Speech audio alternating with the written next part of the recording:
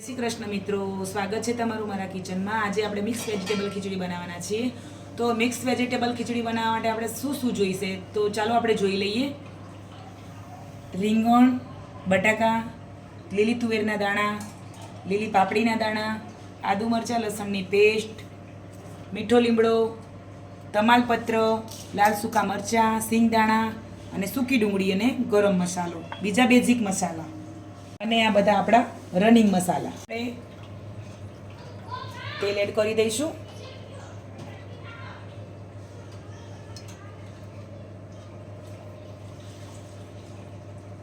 તેલ તમે તમારી ખીચડી પ્રમાણે એડ કરવાનું છે। આપણું તેલ હવે ગરમ થઈ ગયું છે તો આપણે એમાં રાઈ એડ કરીશું। રાઈ ફૂટી જાય પછી થોડીક આપણે મેથી દાણા એડ કરીશું। મેથી દાણા એડ કરવાથી આપણા પેટનું ડાયજેશન સારું રહે છે અને પેટ બી આપણું બહુ સારું રહે છે, પેટમાં નથી દુખાવા નથી થતા। હવે આપણે જીરું એડ કરીશું। આપણે હિંગ એડ કરીશું। લાલ સૂકા મરચાં, તમાલપત્ર,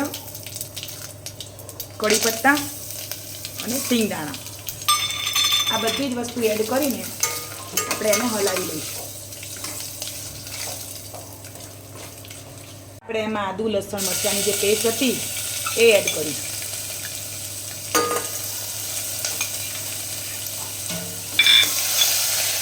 આદુ અને મરચાંની પેસ્ટ પાકી જાય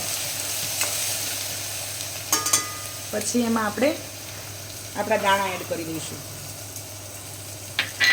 એક પછી એક બધી જ વસ્તુ આપણે એડ કરી દેવાની છે। ડુંગળી, બટાકા, રીંગણ, પાપડી દાણા, જે બી વસ્તુ આપણે લીધી હતી એ બધી જ આપણે એક પછી એક એડ કરવાની છે।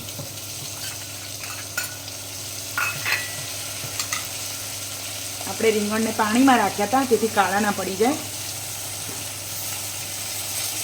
અને આ બધી વસ્તુ બધા વેજીટેબલ આપણે એડ કરી દઈએ પછી આપણે ગેસની ફ્લેમ ફાસ્ટ કરી દેવાની છે। વઘાર કરતી વખતે આપણે ધીમું રાખવાનું છે, વઘાર દાઝી ના જાય માટે। હવે આપણે બધી જ વસ્તુ તમે જોઈ શકો છો એડ કરી દીધી। હવે બધું જ સરસ મજાનું મિક્સ કરવાનું। જુઓ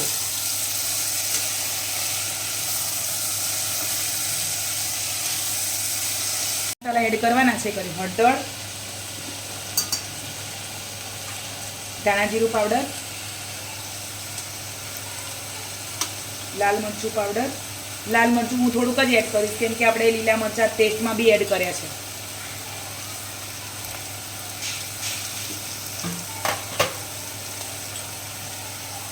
થોડોક ગરમ મસાલો, તમે ખાતા હોય તો નાખજો, ના ખાતા હોય તો સ્કીપ કરી દેજો। અને હવે થોડુંક નમક નાખીશું।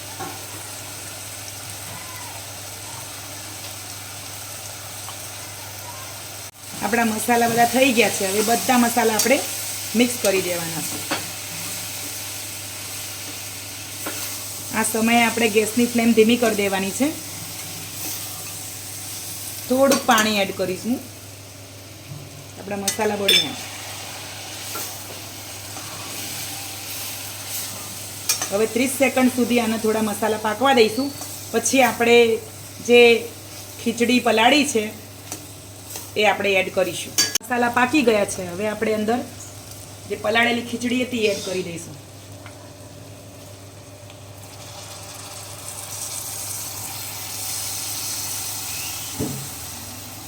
હવે આપણે ખીચડી મિક્સ કરી દઈશું।